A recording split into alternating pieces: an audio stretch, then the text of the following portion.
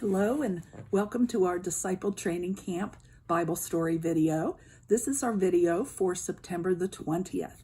I'll be reading again from our Spark Story Bible, and this story is called The Vineyard Workers. So we're going to find out what happened to these men who were working in the vineyard. And it's a story that Jesus told to teach about God. Jesus told stories called parables, and they were little short stories that were about things that people knew about.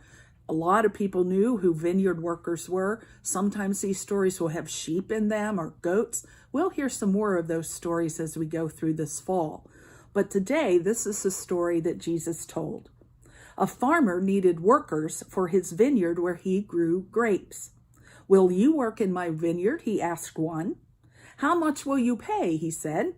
"1 day's pay," the farmer said. "Okay," said the man, and he went to work. Then he hired some other workers. He went out at noon and found someone to work, and they said they would work for him.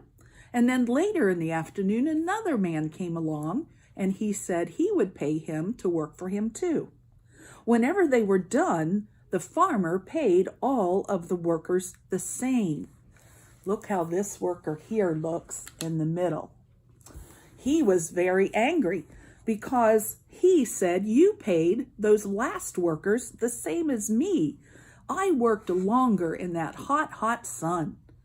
And the farmer answered, "I gave you what I promised you. Are you upset because I'm being generous with the other people who worked for me?" Jesus said that God is generous like the farmer. The last will be first and the first will be last with God, he said. So this week, as we go through our lesson, think of ways that you can be generous, that you can put others first and not be jealous if they get a little more than you. So have fun with your lesson today, and I'll see you next week.